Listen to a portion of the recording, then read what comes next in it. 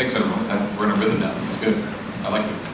Second question is, I'd like to know how each of the parties plans to address youth unemployment, which is at a whopping 18% in Canada right now, far exceeding the overall unemployment rate and the highest it's been for over 30 years.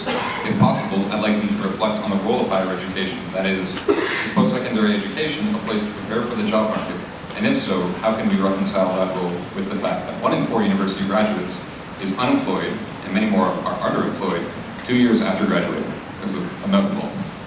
First up is Scott. Well, first of all, with regards to youth unemployment, it's going to be awful tough in this town for a young person to find a job if, in fact, we go ahead with these cuts to public service and cuts to federal spending in Ottawa. So let's be clear, the problem isn't going to get better, given the Conservative government. However, what we're looking at with the Liberal Party is, in fact, a strategy to, one, help students get to university to begin with. And that's critical. We've got to make sure we've got as many students as possible that are going through the system, staying in high school and getting to university. That's the Canada Learning Passport that's providing a minimum $1,000 for every year that students at school, through high school, to help pay for university. Secondly, when they graduate, the challenge obviously, as we identified, is opening up spots for young people in terms of employment.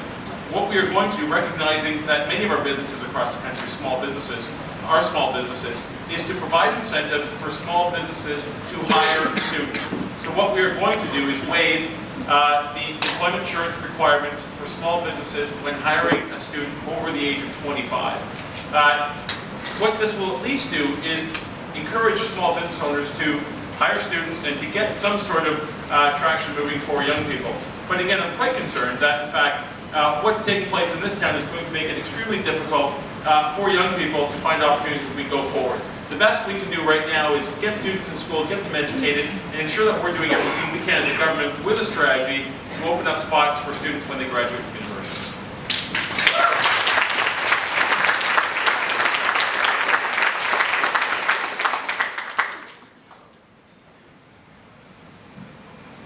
One of the things that has frustrated many is not only coming out of university with the excessive debt, and by the way, most people in the House of Commons are relatively older than I. I never paid more than $1,300 a year for tuition. It's about $6,000 a year for students now. So there's some hypocrisy going on right now when we haven't redressed that, when we were able to take advantage of an affordable education. We need to bring the cost down. So what we propose is that we have to give universities money so that they don't raise their tuition. And then we have to give out more grants to students. And we have to do that now. We believe that that's the first step in terms of dealing with affordable education. In terms of the training for other jobs, we have money to put into green collar jobs, and these are the jobs of the future.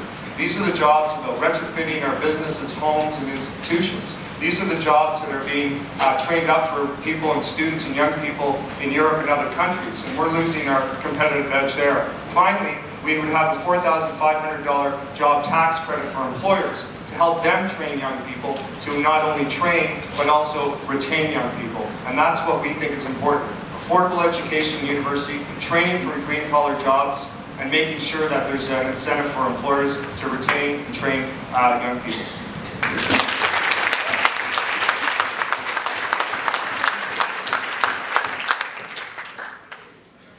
Thank you. So, the Conservative Party is the jobs party. We've created over 500,000 jobs in the last few years. We're the party that creates the environments where jobs come in.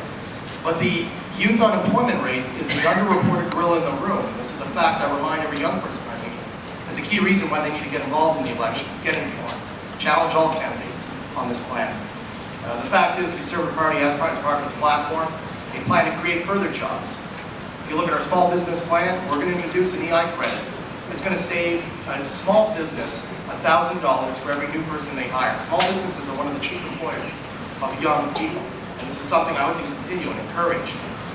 You're not going to hear fear-mongering on my voice in my answer, because I really believe in the potential of Ottawa Centre and the city as a whole.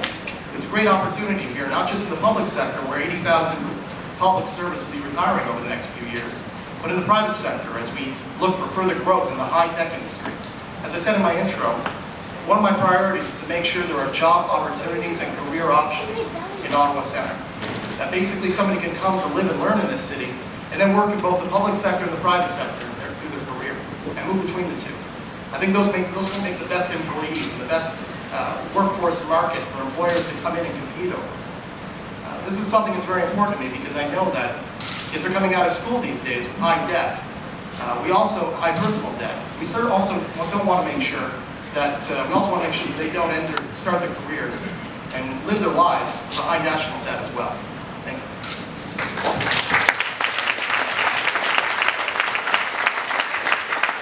So I'm excited. This is the first time I get to call my son, I think, just left the room, but bullshit on this one.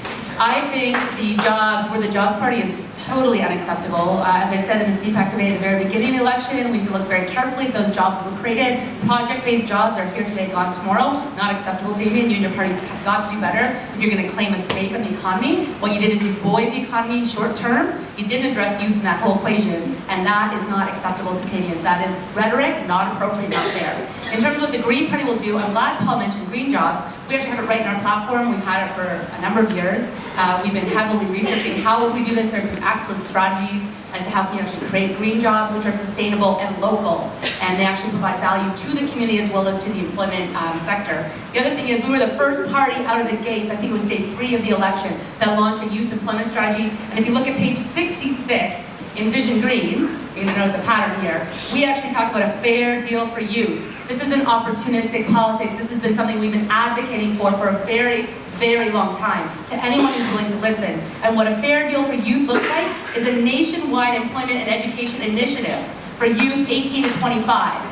It means actually taking this seriously, looking at it systemically, and not making campaign promises that we don't stick by when we're actually in a place where we're governing. It means recognizing sustainability in the economy, means making opportunities available to our youth so they know Canada is home and they bring the best of their talent, intelligence, creativity to our economy, and we offer it out to the world.